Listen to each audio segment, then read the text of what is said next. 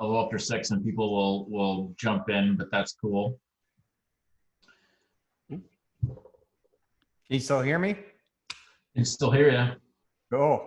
Welcome, everyone. I'm Ryan Frederick, and I get the privilege of talking to people who are working on cool stuff and who are taking the entrepreneurial journey or supporting entrepreneurs in that journey through Startup Grind. And Startup Grind, for those who don't know and haven't been to one of our physical events, we typically do this in person and typically at Rev 1, but we've moved it around a couple times. And it's really a conversation with an entrepreneur or somebody important to the startup ecosystem. And we want to, learn from their experiences and trials and tribulations about what they've worked on and how they've gotten to the point that they are. Hey, look, sorry, my dog decided he wants to play with his noisiest toy right now, and he hasn't played with it all day.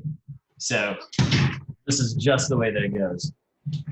And I don't have millions of dollars worth of sound and recording equipment like Kevin does at the conservatory that he's broadcasting from.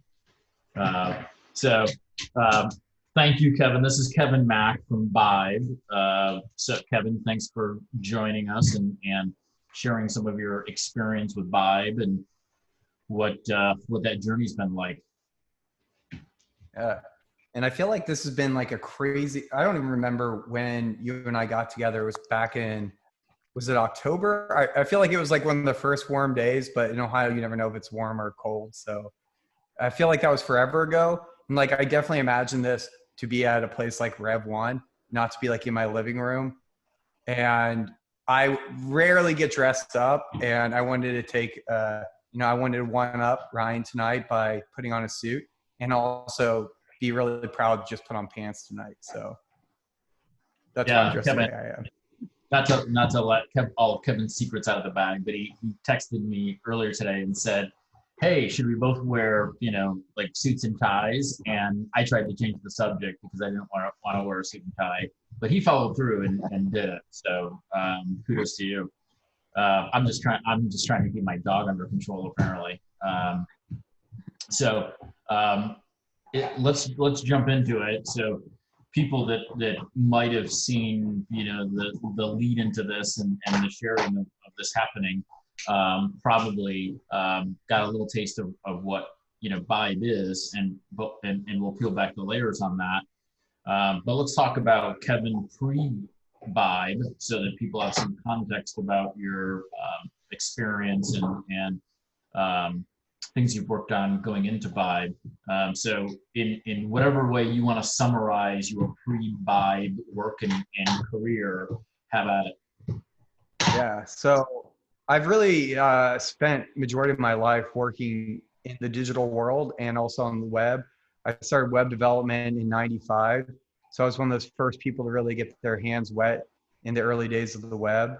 For myself, I just thought it was like a hobby, something to do to pass the time, a creative outlet. So my mom was an art director and amazing artist still is today.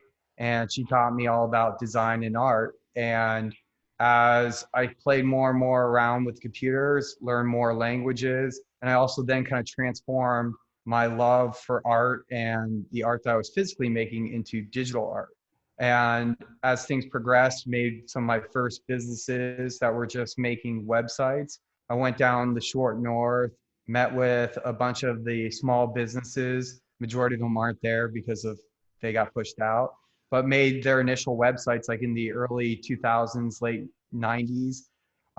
From there, my career kind of took off when I was studying poli-sci pre-law at OSU. And I moved from kind of an entry-level developer. Literally on my first day, I was just started in IT. They moved me into marketing, and I became the first developer at MI Homes Corporate with the first developer that was part of the marketing team. So from the start of like my quote unquote professional career, as opposed to the things that I was doing, my career was kind of like this divide between design, development, and marketing.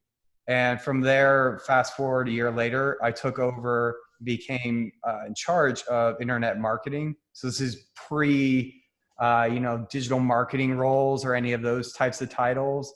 I was referred to as a client-side developer by the IT people, made them really angry that I was doing development and touching the website. And we actually took over the website and did a lead generating tool. That's where I got really involved with CRM systems, SFAs, customization on pre-Google Analytics, so like the Urchin days, and creating custom analytics packages and tools. And from there, we created an online sales program. I can go in many details about all of that, but while I was doing that, I was also doing some side work for a company that was trying to bring native applications into the United States. So that was HTC.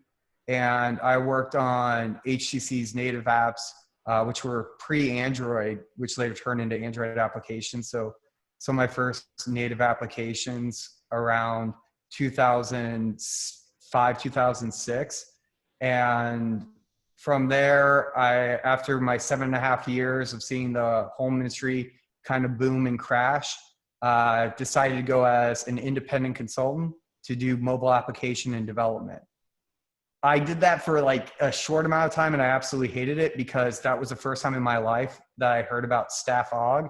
And I realized that I was like a hired hand. I wasn't coming in as a consultant or someone to actually build things, but literally just to do like Microsoft updates and email stuff.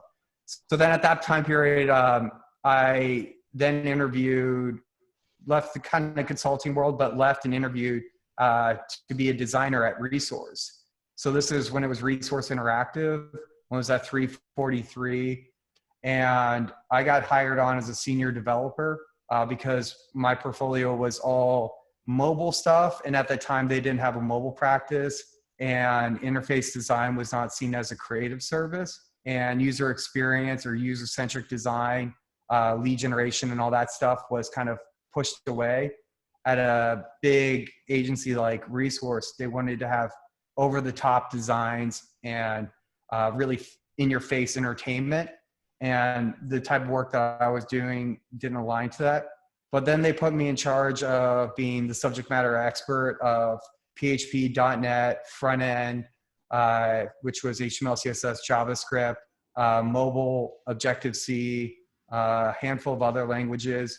And then we started the mobile practice, and a handful of people across Columbus that have gone in various paths were part of that first mobile team. And that's where we did a lot of the first in the industry, especially for native applications. I was one of the lead architects, UI, pre-UX days, but UX designer, developer and architect for the first mobile payment solution, which was for Wendy's Corporation. And then I also worked on the first national hashtag campaign, which was for Purina Cat Chow. Both those won Ad Age Awards, which is cool, in a short amount of time, winning a bunch of awards that weren't just internal awards. From there, they put me in charge of the craft group, which was best practices, project process, and speed to market. And I joined the sales team, where I worked on innovation and really about how heuristics of the web could be integrated into a creative service. And where at the time we were scaling, but then we were also growing into new areas that I knew we needed to scale down and find efficiency in the agency. And I was kind of in charge of best practices, how people worked, and introducing people at the agency about cross-pollination from designers to developers and how we could work and collaborate and communicate with each other. At that time period, I started what were called developer meetups. And developer meetups were a way for the developers to hang out because all the creatives, there was all the creatives, and then plus Kevin was there. And we'd go out and drink like 20 drinks every single night and wake up the next morning and do it again. But none of the developers were invited out. So I wanted to create a group where the developers felt safe and could hang out with each other. And then after a few months of doing that, we realized, well, let's not just drink, let's get together and share ideas. And at that time period, I was working on a lot of best practices standards for the web, working on specs drafts for HTML, CSS, and JavaScript on the side for fun. And we started sharing best practices across the board. And you're about to cut me off, I feel like, but this is a long-winded answer for a short. Actually, I did just want to take a drink, but just so everybody knows, Kevin and I established a safe word. So if he goes on too long about something, and the safe word is bourbon, but I told him that I had poured some bourbon. So if he saw me taking multiple drinks in a row, that he should stop talking, and so I can ask another question. But I'm only taking a drink in this case because I actually just wanted to take a drink. Yeah. So I'll wrap up the backstory here, but then we started sharing stuff across the developers. The designers were showing up. It was something I was working on, was the cross-pollination, especially with my background in design development and innovative creative solutions. I wanted us to all be collaborating, coming up with innovative ideas.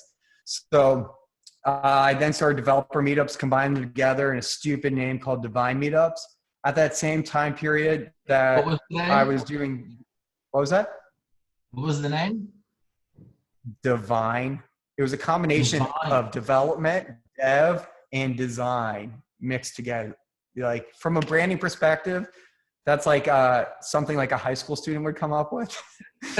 So it works. But at that time period, Adam Weiss, who moved from Cleveland to Columbus, he was one of the organizers for Rust Belt in the Cleveland area, and he was part of the Cleveland Web Standards. He came up to me, and this is my imitation of Adam Weiss. He was like, "Hey, ever thought about doing this publicly?" And I was like, "Okay." And so then we started the Columbus Web Group, which now is the largest, over the past, I think, 7 years, is the largest independent meetup group in the state of Ohio. And our entire goal was to provide free education to designers, developers, and create a networking platform. And we put on monthly meetups. We spend way too much time with our presenters because I have a very short attention span and I like things to be high quality. So we work with them up to 6 months in advance. And we also then do weekend workshops. So the weird thing about Columbus Web Group is it's not a for-profit, it's not a nonprofit. This is my stupid joke, but I say it's a for loss, because it's paid out of the pockets of the organizers and then individuals in the community to help contribute to it. So it's about creating an ecosystem of everyone being connected. And Andy's on the call. Andy's one of the organizers of the web group. But at that same time period, I was also getting involved with startups. And so this was about kind of laying over like parallel paths. About 10 years ago, maybe 12 years ago now, I started helping out what I refer to as like small businesses that had tech ideas and products. Never really heard the term startup at that time period, or I was blind to it. I was just helping out people. And at that time period, I was being generously paid and coming from corporate and then a high-level director role at an agency. I wanted to help and give back to the community, Columbus Web Group, and then helping out small businesses to help out architect ideas. And from there, got really ingrained into the startup world without realizing it. And then fast forward, because we'll come back and you'll ask me questions more on startup stuff. But I left Resource and I started the UX practice at Cardinal Solutions before they got acquired. And then I started an agency inside the agency, left then, started 8 other companies at the same time that I joined BYBE. So that's like an A, B, Z type of ending to that story. But I've been a sole proprietor, an independent contractor, worked on corporate side, been on the agency side, been part of a big consulting firm, and everything kind of in between, and been almost every single role in the digital space. So I thought of a new question that I did not send you ahead of time based upon your background, and it's actually potentially a fascinating line of conversation. How much, because as you were talking about your experience in Resource, how much do you think working at an agency prepared you to be an entrepreneur and to work in the startup game because as I was thinking about it and thinking about asking the question, that Mhm. there, I think that professionally, the only thing maybe that gets close to being an entrepreneur and a founder of a startup is working in an agency, because working in an Yeah. agency is very intense. You work a lot of hours because you've got deliverables for clients with high expectations. You're often dealing with, clients that are giving you sort of murky responses to what they want to accomplish and how they want to accomplish it. How much do you think your agency experience prepared you to go down the entrepreneur path? Yeah, I think it helped a lot because there were many 72-hour days that we had, literally where we would be at the agency, sleeping at the agency, working all weekend long to make something. And there's like this passion or energy around these big agencies that if you find yourself on the right team or the right partners, you don't really care about the hours that's going into it. You just care about the output. And a lot of times you're solving new ideas or trying to do something that's never been done before. So there's a lot of like parallels there. And I would say like for myself, that was it was a great way for me to learn how to communicate, especially being on the sales side. Because from myself and my background, a lot of times when I'm talking about something technical, especially that's innovative, if you are talking about something that's never existed, you have to find a way to package it up and explain to someone that's never heard of it. And so they will want to not just go forward with it, but then also pay you for it. So it's kind of like you learn almost like the same way a sales pitch, but selling these innovative ideas, you learn about selling to a corporation, which is almost harder than selling to an investor to get funding. Does that make Yeah, sense? yeah, no, I've never really totally. thought about that. Yeah, I think it's an interesting topic to think about. The agencies as a training ground for entrepreneurship potentially, because I think it's probably the closest environment to being an entrepreneur and working on a startup. Um, so let's talk about the BYBE origin story. How did you sort of hear about it? How did you guys come together to do it, and why did it make sense for you guys to dig in and tackle this? Yeah. So in 2017, Lumos, which was an accelerator that was started here in Columbus, Ohio, uh, I heard about it from Alex Pertel and Matt Armstead. And at that same time period, Columbus Web Group, we wanted to do some talks on different accelerators because everyone knew about Rev One at that time period, Drive. And I knew Lumos and I really liked those guys and I wanted to elevate them. And I became a mentor for Lumos in the early stages of it, where I was helping out all the different teams. And Lumos was a really early conceptual stage accelerator. So basically, if you had an idea and you were passionate about it and you made it through just a few rounds of interviews and we saw there was an opportunity for it to turn into something, that concept could be turned into something really big. And at the time period, Drew Knight and Ryan Moore were a part of that first class. And their initial concept was called Reboots. And Drew worked as a distributor at Heidelberg and was one of like their top salespeople. So knows everything about wine. He has some of the cheesiest wine jokes that you'd ever hear in your life. And Drew and Ryan didn't know a single thing about product or technology. That's not an insult to them because Drew brought in the experience from the adult beverage side. And then Ryan worked on the product side. So I always say he worked in an innovation role at Giant Eagle, but his role was looking at operations and making small tweaks to the customer experience inside the store. And these two were trying to figure out how they could improve the rebating process for adult beverage and turn it into digital. And Drew had thought of every which way to do it, but didn't know about product development and technology. So going through the accelerator, being a mentor, I became one of their lead mentors and helped them through that process.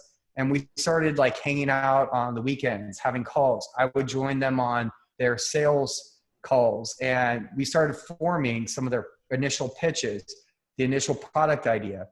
And from there, I gave them a bunch of different tasks to fulfill. And one night after a few drinks, I said, well, if you guys do X, Y, and Z, I'll come on as your third co-founder and build out your product and technology. And they fulfilled all those in a short amount of time. And then I was like, well, I guess I have to live up to that, because I don't want that just to be a dumb promise that I don't complete.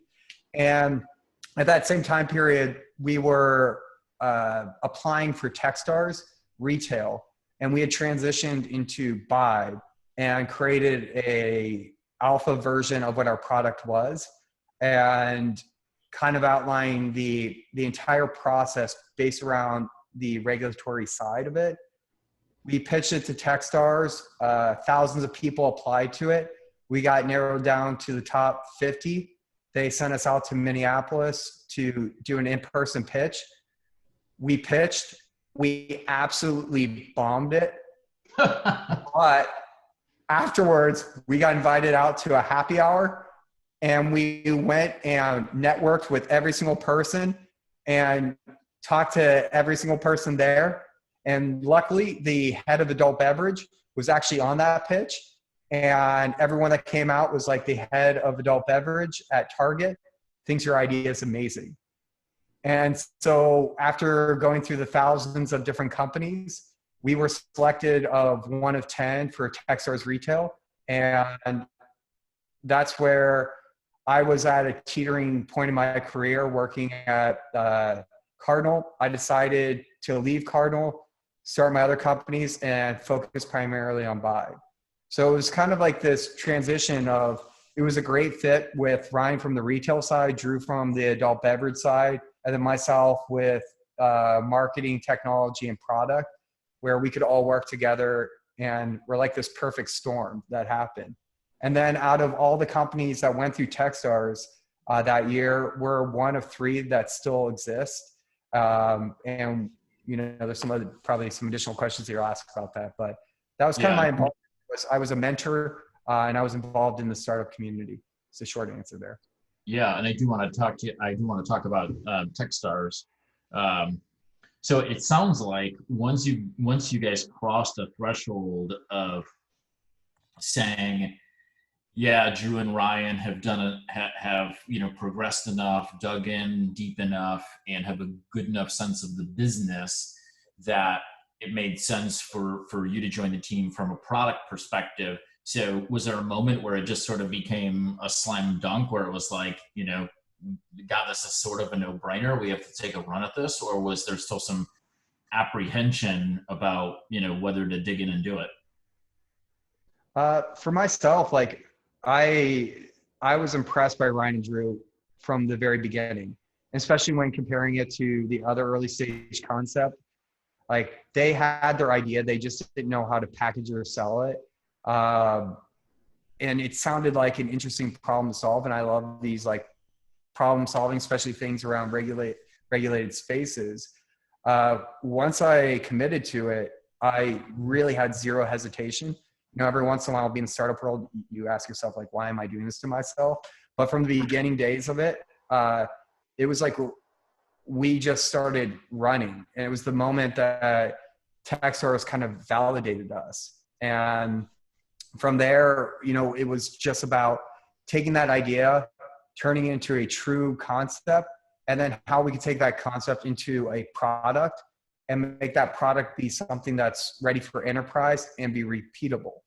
And then after we had the product in market, it was like, how do we turn this product into a business? Even though everything that we built this around was a business problem and it's a solution for it.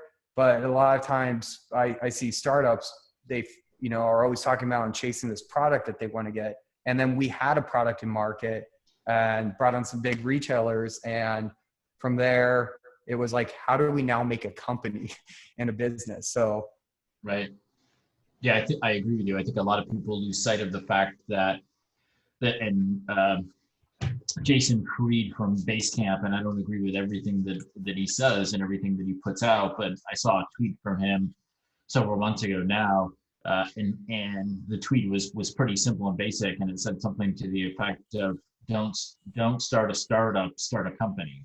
And I think that many people lose sight of the fact that there is the intention here ultimately of having a commercially viable business, and it's not just to create a product, and it's not just to start a company.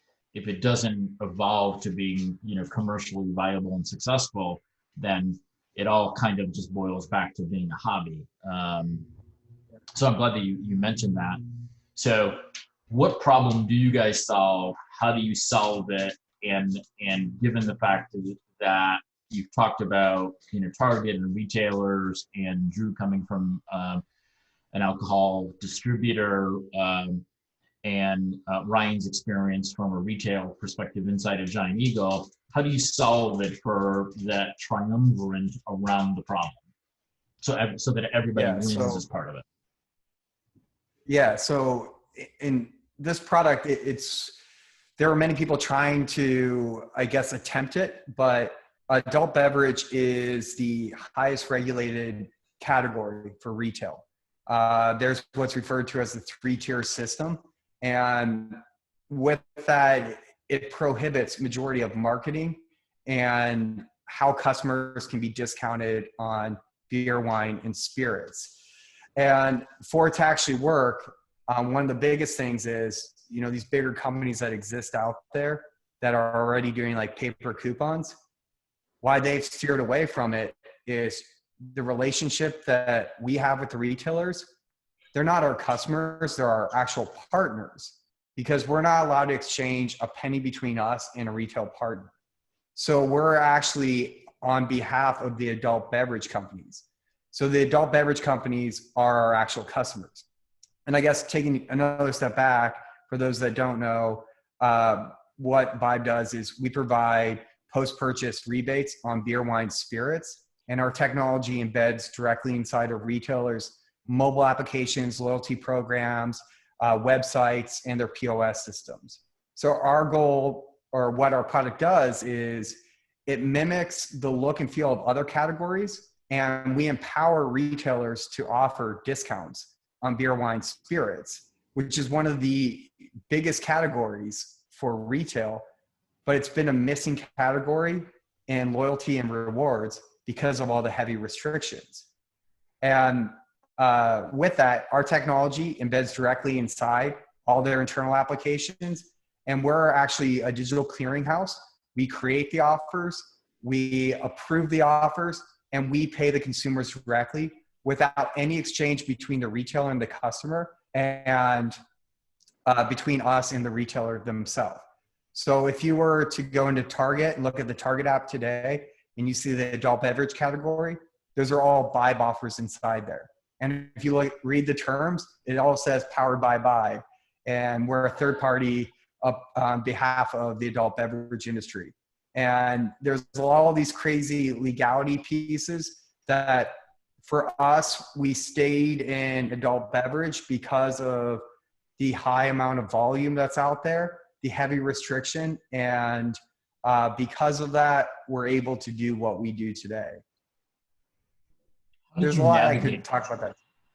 Yeah, how did you navigate some of those legal considerations and get the legalese right so that you would be protected, the retailer would be protected, and your manufacturing distribution partners would be protected as part of this?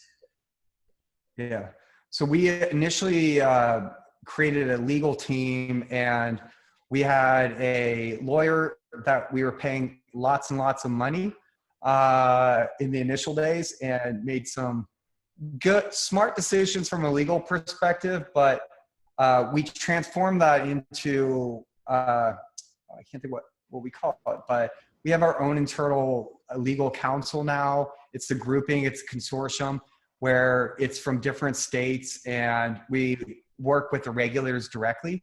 So before we go live in any single state for any retailer, we get approval from the retail or from the regulators first.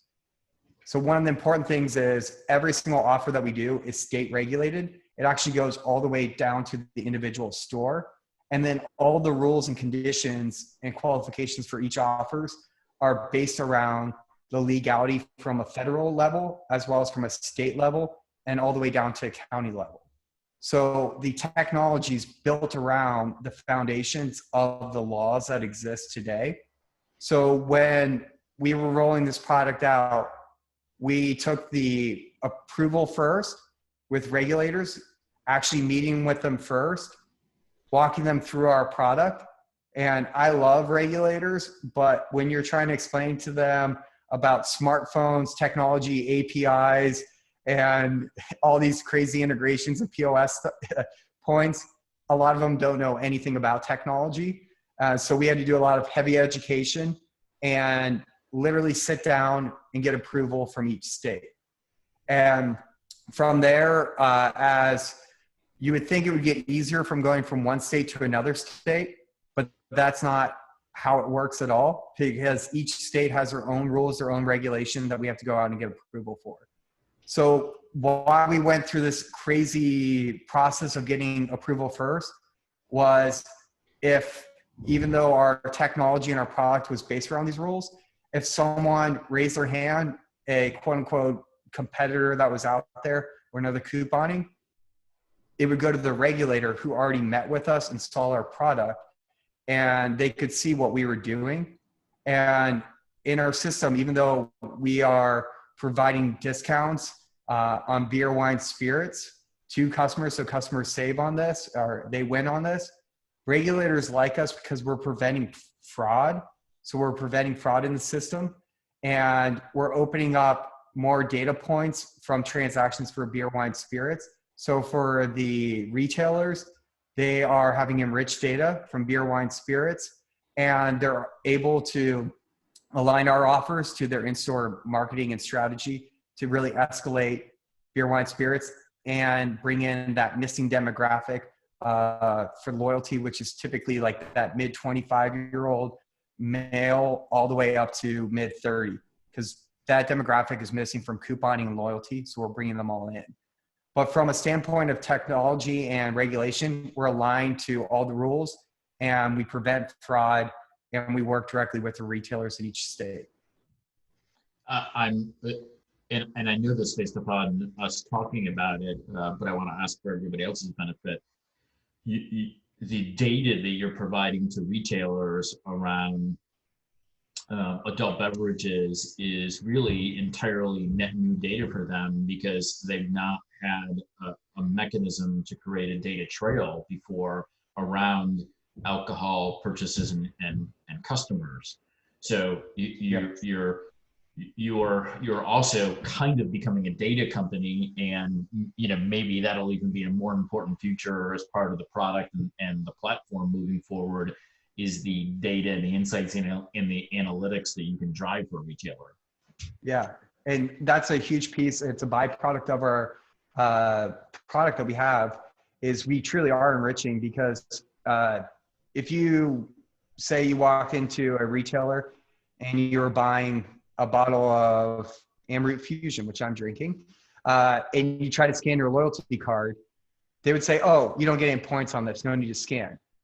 But from the retailer's perspective, they want you to scan even if there's not a discount, because they can marry those purchases to your other purchases that exist out there and start finding trends around data points, and then looking at full basket size. So even though you're not scanning your loyalty card, retailers spend a lot of money to try to mirror and identify who purchased this product inside the adult beverage section, and then did this customer also buy something at the other cash register in like control states like Ohio. And they go to companies like IRI to merge all that data together, or Nielsen. But with BYBE integrated inside these retailers, they get that. And the other thing, whenever I talk about data, is because we're in the space, we can't sell consumer data. We have no plan of selling consumer data. Our terms, our privacy policy, terms of use, terms and conditions, all outlined in layman's terms that we do not sell, we do not share, we do not buy consumer data. It is purely an extension of the retailers own privacy policies, and it will never be distributed out there. So I don't know necessarily that you bought 5 Trulies last weekend at a Target, but Target can bring that data and they can utilize that to help you in future purchases. So for us, we don't monetize data. Yep. Let's go circle back on Techstars. It's kudos for you guys for circling the wagons at the after party and kissing enough babies and shaking enough hands to stem the tide of the terrible pitch. I'm not a huge fan of accelerators. I think they were created mostly after the dot com sort of craze, to say, oh well, we can just produce more pets.coms and we can produce more companies like that. And I don't think that entrepreneurship and startups are assembly line material that you can say, well, we'll just take some unprepared sort of mediocre ideas in the front end and then have them come out in the back end ready to be successful. So I'm not, I want to, qualify this with that bias. I'm not a huge accelerator fan, but it sounds like you guys had a good experience in the Techstars Retail Accelerator.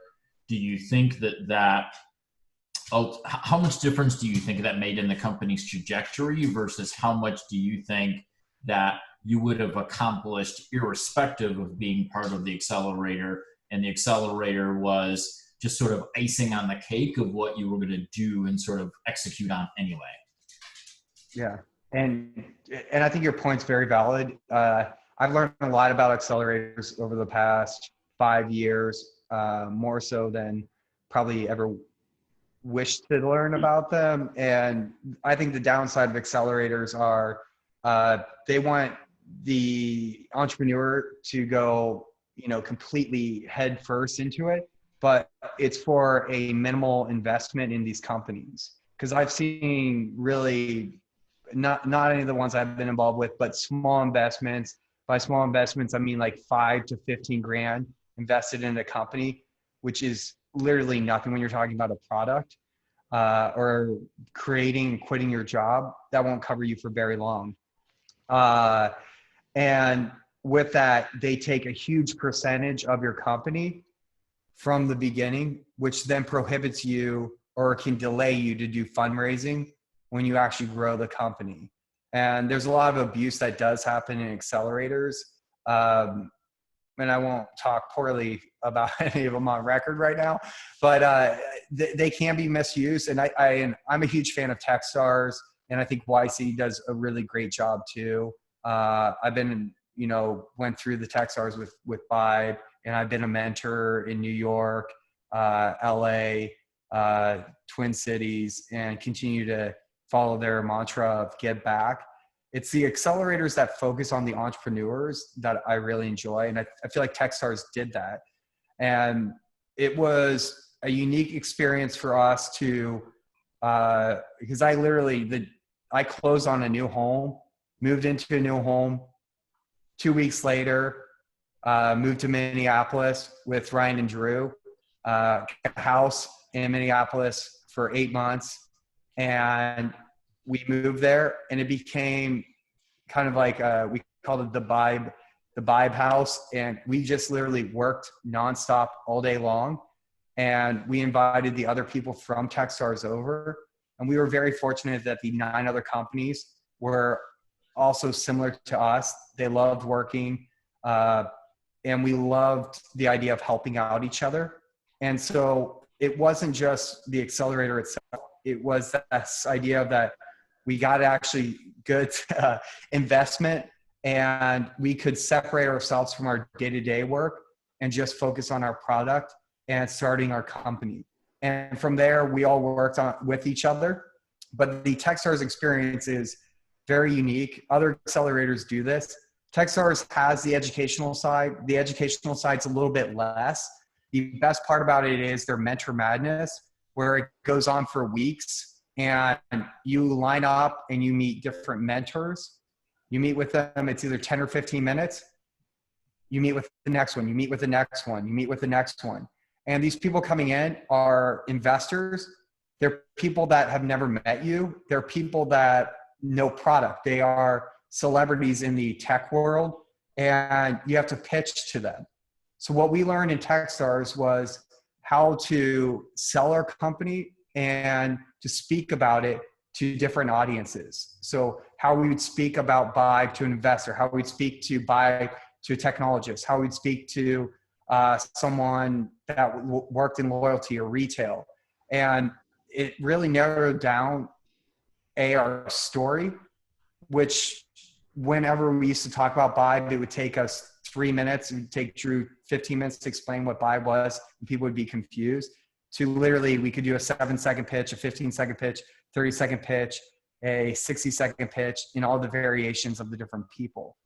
From there, we didn't have the benefit that most startups have, which is the investors, because BYBE can't take money from, if you're a investor that works in retail, or if you're a retailer, or you work in the adult beverage industry, you can't invest in BYBE, which makes it also very hard. So almost 90% of everyone that we met that were investors weren't applicable to us as a company. So what anybody close to who you serve and who you add the most value to cannot participate as an investor. Yep, exactly. Because due to the 3-tier system, and at that point, I can't think of the legal term, but it's basically like they could influence us, to give them a better deal. And all of our pricing, so like if Land Grant was running a BYBE offer, we have the same pricing model as Bud Light. So it's just like an interesting thing. Like anyone can participate. We have to have the same rate. We can't exchange or charge anyone differently. But right. Techstars, I think this idea of breaking away, us investing the time to be there and be heads down, we literally went from this alpha conceptual product being developed to an enterprise ready API that could meet all the criteria, penetration tests, stress tests, security audits and assessments from retailers within a matter of 3-4 months. And during the program, we met person XYZ. Person XYZ was like, Brian Cornell has this idea for Target that he wants to push beer, wine, spirits across the country. Brian Cornell is the CEO of Target. So it opened up the door for us, being through Techstars, to get an introductory email to him. And he took a meeting with us, and we told him what our product was. And then he invited us to meet with him again. And from that moment on, he gave us the thumbs up. So it actually came from the CEO of Target. That was one of the first people that like greenlit BYBE. And then that was our oh shit moment, where we realized that even though we say we're enterprise, we have to be enterprise, because we had to meet the same criteria as these billion-dollar companies that are their partners. So how did you guys fund the company? Where did you raise money, or did you bootstrap it and fund it yourselves? So in the beginning days, it was the initial Lumos, from Lumos, the investment for that first accelerator when it was Rebooz, and then from Techstars. And then from there, so Techstars, of course, being a part of the accelerator, we got an investment there. And I think all of our collective experience, we stayed really lean since the beginning of this, since 2017, knowing that what we were going to be doing if we scaled up, I'll come back to that. But primarily, or all of our investment besides Techstars and Lumos has all been angel investors. And that's just because of the limitations that we have, and LP terms from different funds to different VCs. So it's all been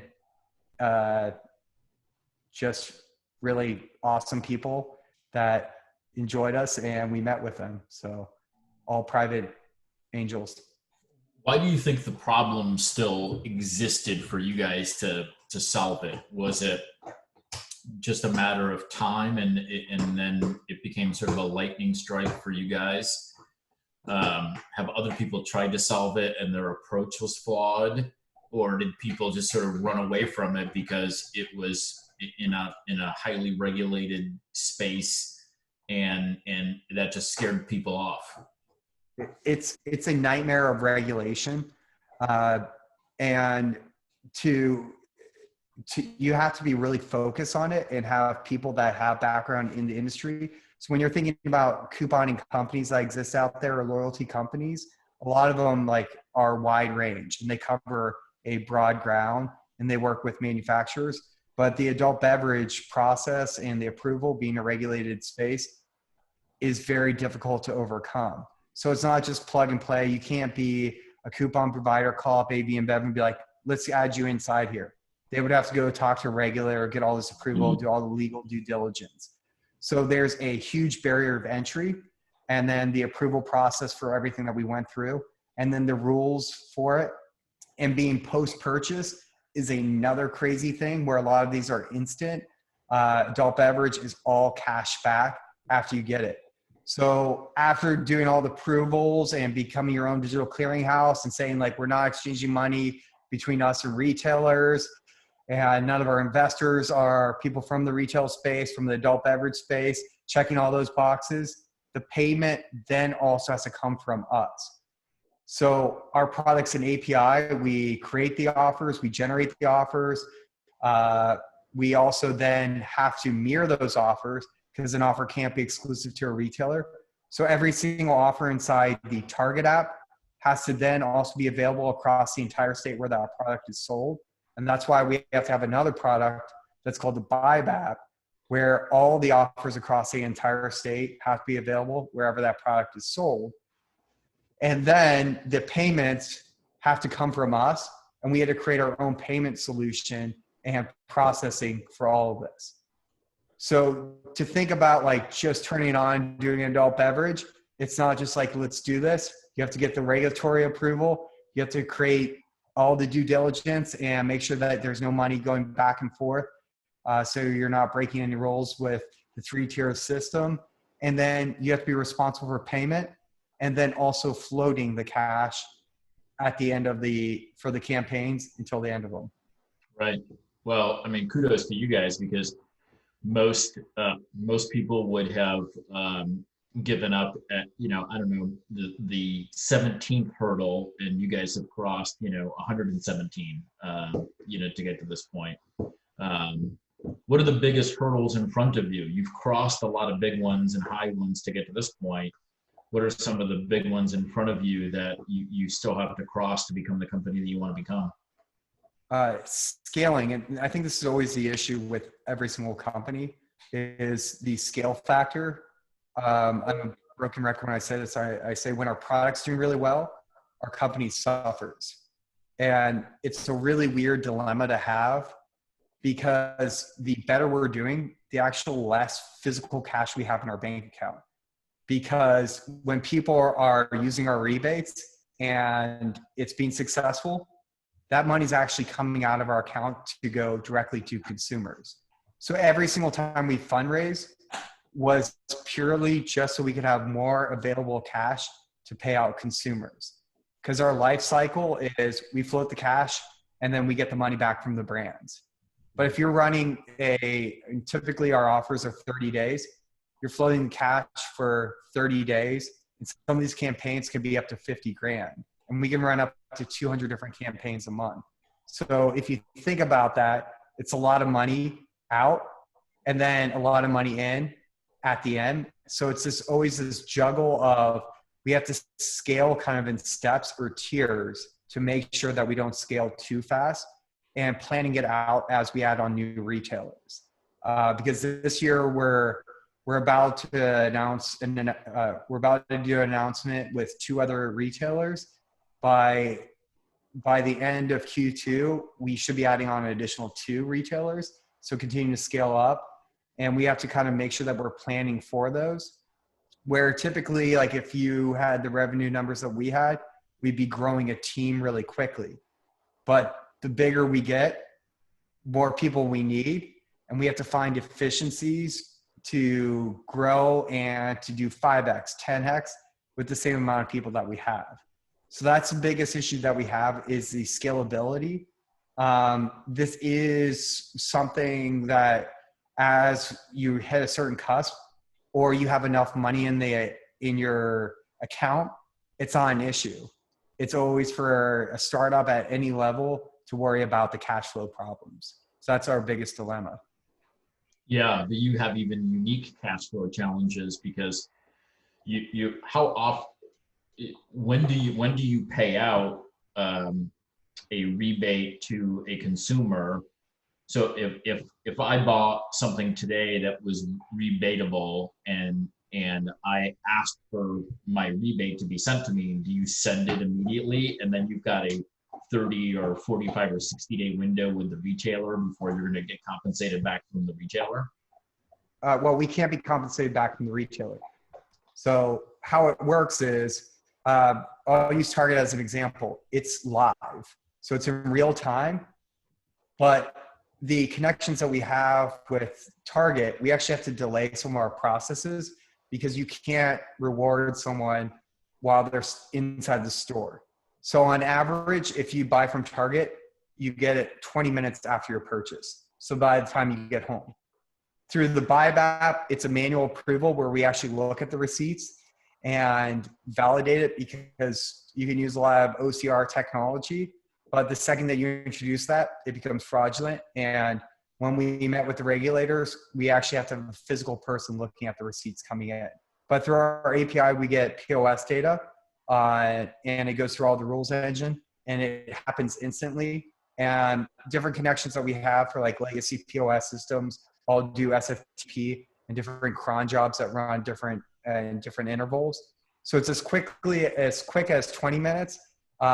Worst case scenario, it's 72 hours, but it's somewhere between that time period.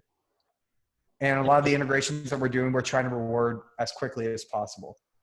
Yep. And so then how do you guys get paid? So you've now paid the consumer their cash or the rebate, their discount piece, if you will. Then how do you get paid, and what's that lag typically like?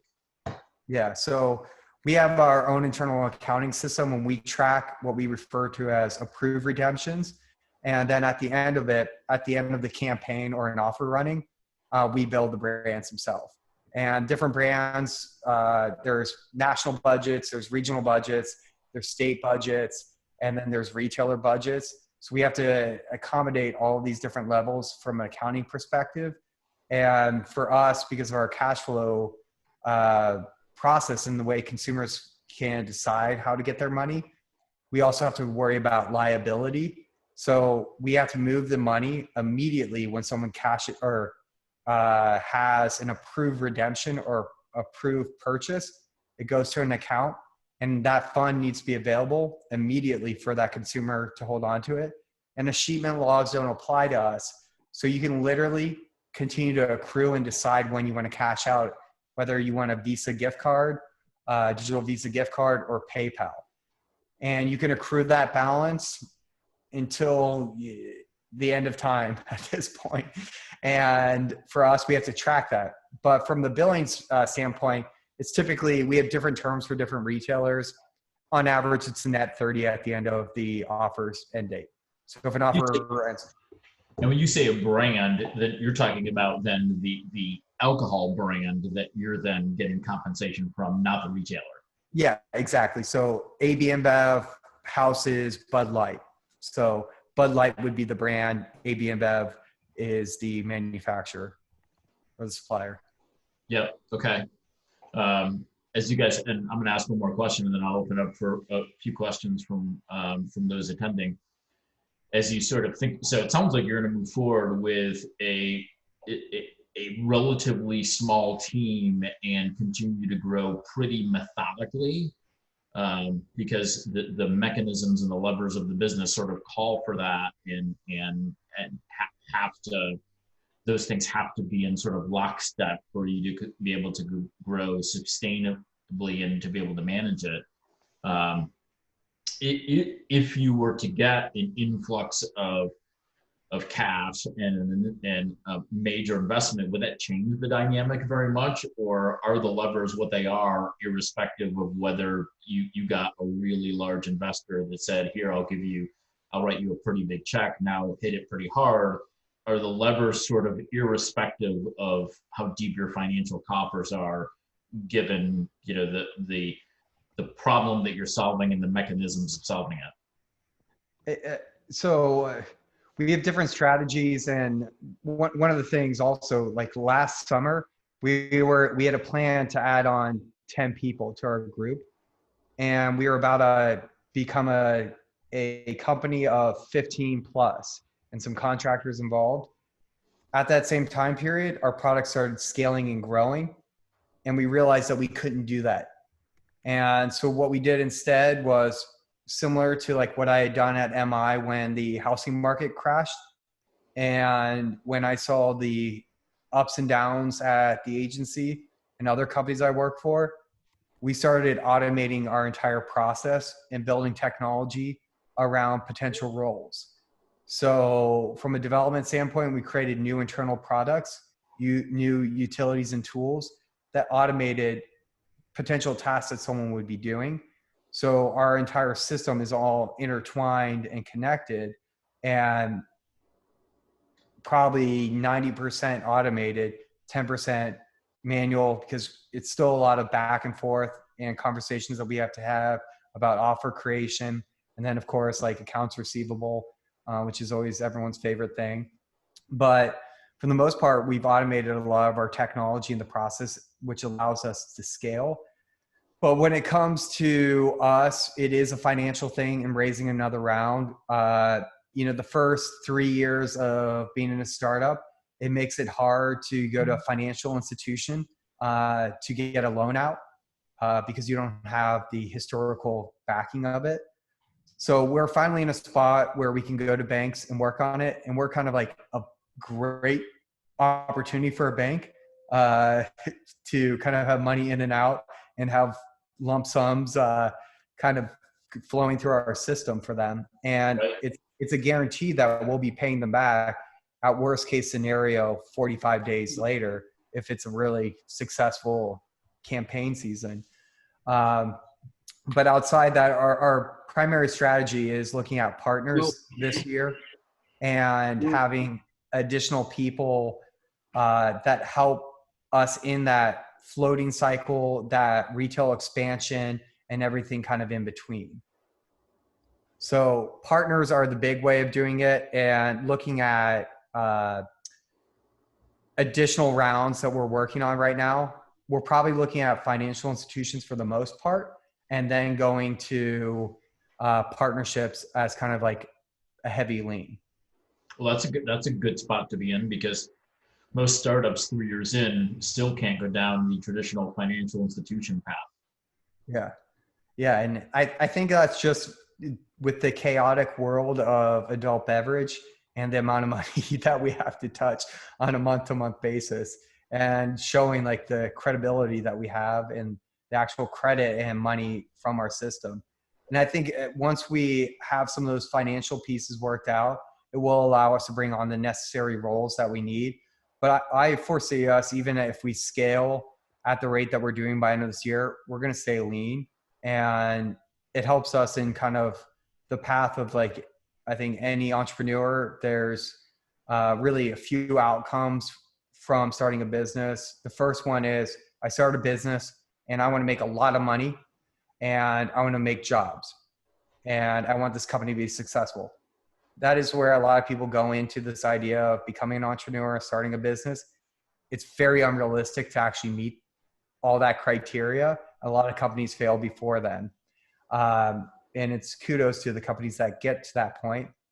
But for the most case, or for majority of startups, it's really about the acquisition, whether it's a full out buy, an acqui-hire, or some kind of partnership where everyone wins in it. That's where we're really aiming for over the next year to 3 and trying to get down that path. Yeah, I'm glad you mentioned that, because when, we got together physically, last, which, it seems like an eternity ago, it was probably, late fall, as both our memories serve. One of the things we talked about when we got together was the fact that um, most founders and most startups seem to have the mentality that they have to go out and hire as many people as they can as soon as they can, and that getting big, especially from a team standpoint, is a sign of success and a sign of accomplishment. But sometimes startups can balloon too fast, and they can grow their teams too quickly, and they start to lose some of that lean scrappiness that they have at the outset. Talk about that a little bit more in your experiences witnessing startups, even that have investment, of still growing too fast, growing the team too fast, and otherwise growing too fast. Yeah. One of the first things I hear people, they get their first investment and then they start hiring.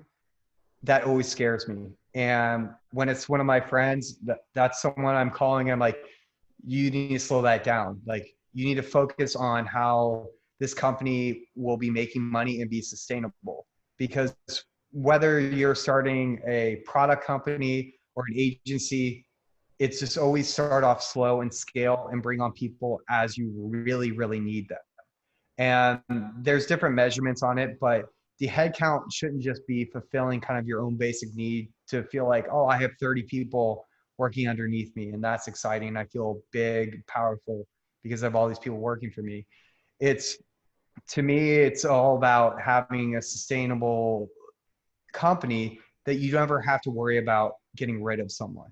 And I've seen so many startups in town, especially in Columbus. They get a big check, they hire on a bunch of people. 6 months later, they remove 90% of them. And then what happens is those companies just scaled too fast on the staffing side, and they actually scaled down to the right staff that they needed to fulfill the needs of that company at that time, and usually output the same amount. And then when they're ready to bring on people and they've matured, no one wants to work there anymore because they have this bad taste in their mouth. And I see that multiple times. And it's more of the rarity that someone can keep up that level of bringing on people and growing. And there's different industries. For our space, it's definitely, we have to stay lean on there. But I always say that all the time. And even if it's like a physical store, physical product, first thing people say is like, bring on bodies, or even build out the technology. I remember talking to Madison at Point App about her first MVP and the technology. I was like, you could do what you want to do, prove it out.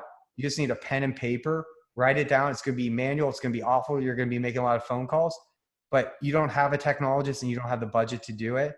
And I personally don't feel right taking the money or introducing to someone to build this out until you can prove it out. And luckily she did, and Point's doing great.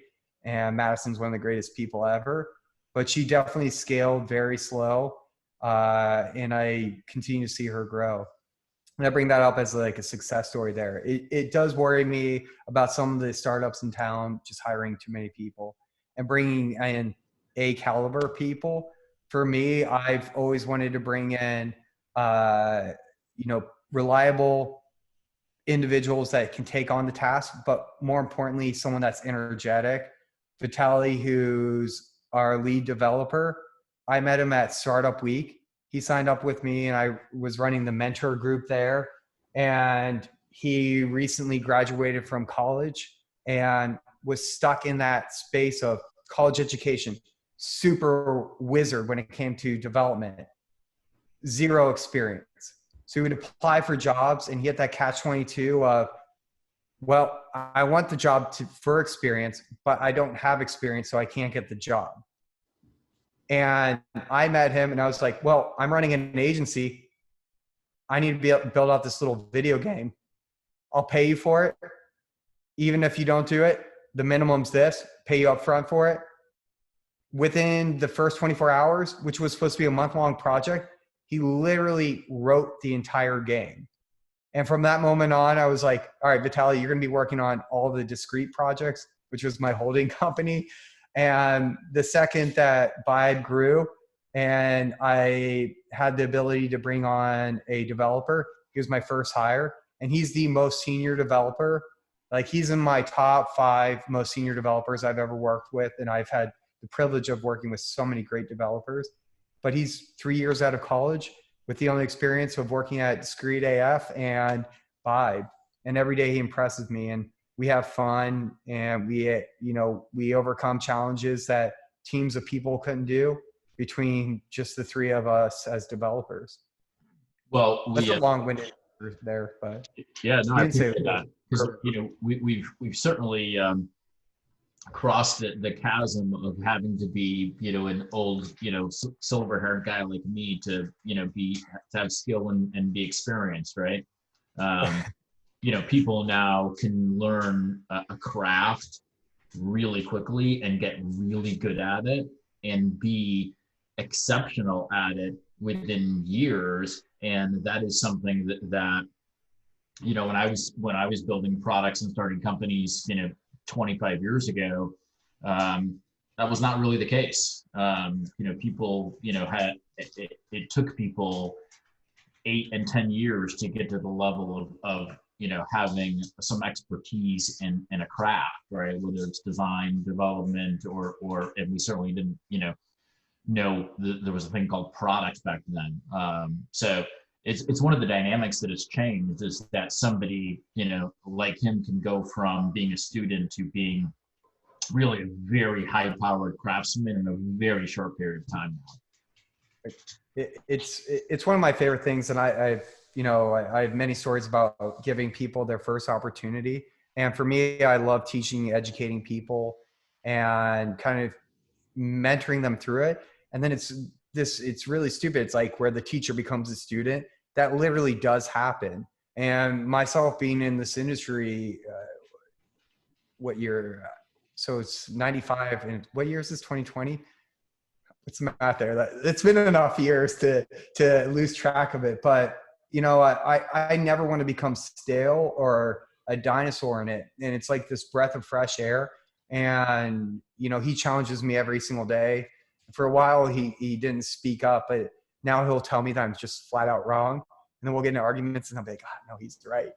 And I learned so much from him day to day. And last thing I want to just say about that, like when I was running the multiple agencies and had my holding company, there were 30 people that I had to make sure got a paycheck and insurance, salaries. And it was a nightmare. Like I literally, I don't sleep that much, but I couldn't sleep because I was worried, sick to my stomach, that my friends that had kids, that had families, that we'd have to miss a paycheck. And personally, I lost a lot of sleep, probably lost a lot of hair. My hair started going gray from that. And hey, easy now. No, it's a good look, but it was just very, very stressful. And I kind of learned from that experience. And I was never trying to grow a big team. We just had enough work to do it. And it was actually a big relief to end all of that and go back to a smaller team where we focused on, and everyone had their multiple hats, and hopefully we can continue to scale. And the scale that we have is really all based around our in-depth strategy and really cash flow that Drew has done an amazing job, and we've collaborated on from a product expansion standpoint. Well, one of the things that I learned very early on is lots of people think they want to be the owner until they realize that they're responsible for payroll. And when you have payroll obligations that sit on your plate, and making sure the rest of the team, can get paid and, pay their car payment and their mortgage payment and feed themselves and their family, that's when it all becomes very personal and very real. And it goes, that's what takes it out of the realm of, being the game of business, and it becomes the game of life. Yeah. And I don't think enough people who think they want to be founders and entrepreneurs can take that seriously enough. And I'm not sure that you're ever prepared for it before you're in it, and now you've got responsibility for other people's well-being as part of it. Yeah, they truly become part of your family. And it's like this, you have to kind of give first too. And it's not about you. It's the people that focus on themselves and making the money are going to fail. They're going to fail fast and make a lot of enemies.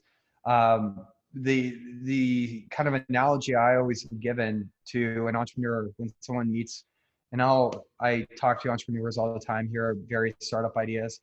It's kind of like what I do. It's like my exercise to help out a small startup or to hear someone's idea.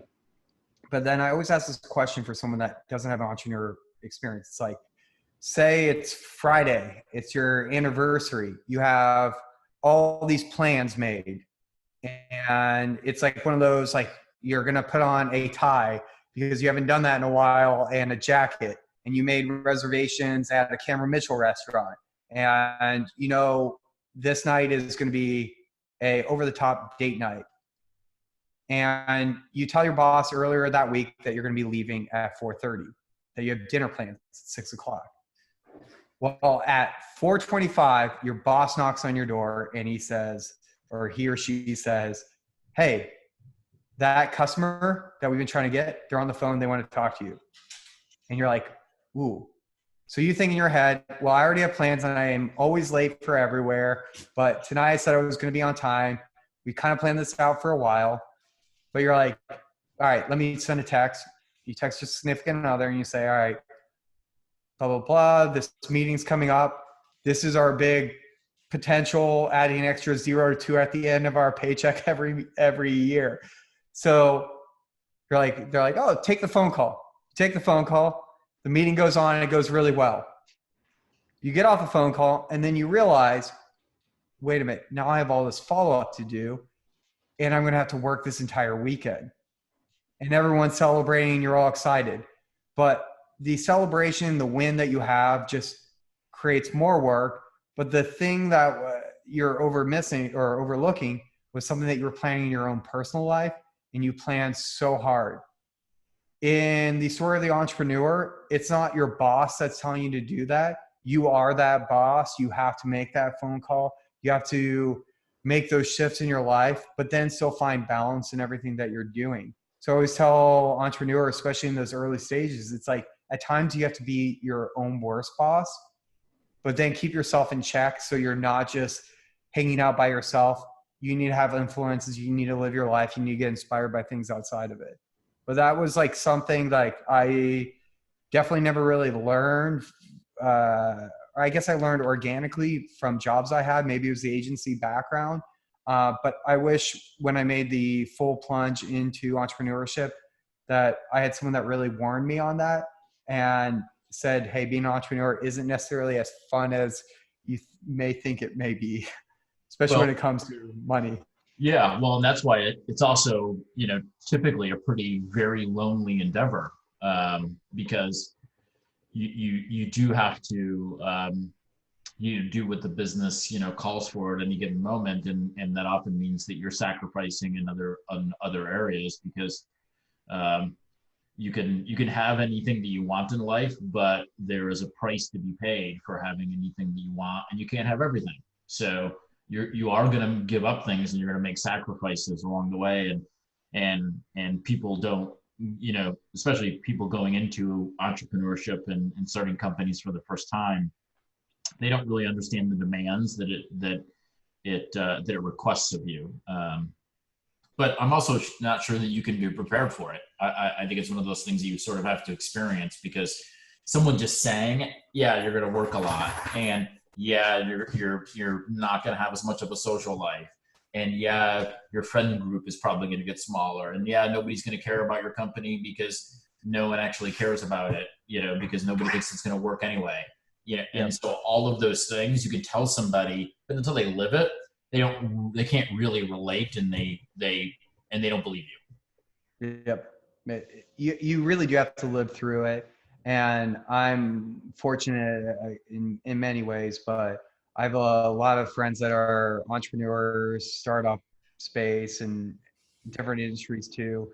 We get together, we chat, we drink some whiskey, we drink bourbon, we drink a lot of bourbon, and you know, just kind of share our own stories. So it's good to have people around you to vent to.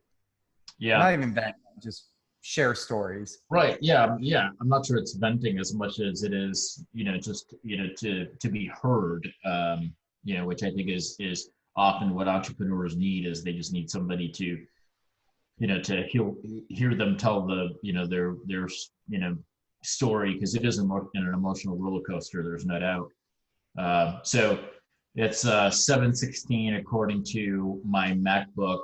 So we probably should check out because we were talking earlier about the fact that the window behind me would ultimately not be so bright, and we've almost made it that far. We almost made to the point that it's dark out. So Kevin, thank you so much for taking the time to do it. Awesome conversation. Thanks for all the insights into BYBE, a very unique company, and you guys have certainly run the gauntlet to get it to this point. So congratulations and kudos and best wishes on it moving forward. Yeah, I appreciate that. And the really how people can help us is just utilizing our services. So we power all the adult beverage for Speedway right now and Target, or just using the BYBE app. So literally, like, we have some crazy offers for this month. Some of them are like 60% off, which is insane. And we have some even, I don't even know which ones are live right now, but we have some that are coming out here in the next week or two that I'm pumped about. Like the one that I'm a huge Truly fan. I love the seltzers too much. We have $5 off Truly right now, and that's fantastic. But a lot of wine offers too. So if you're gonna be stocking up, especially if you're inside, might as well use the BYBE offer. And it's also a good way to see what different products that are available to you.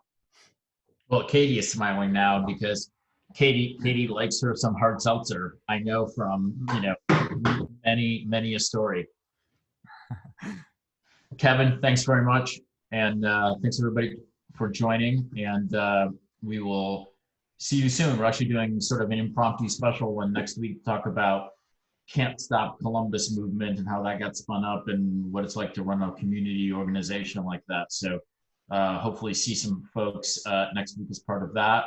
Have a great rest of the week and see you soon. All right. Thank you for having me. Appreciate it. Thanks, Kevin. Bye.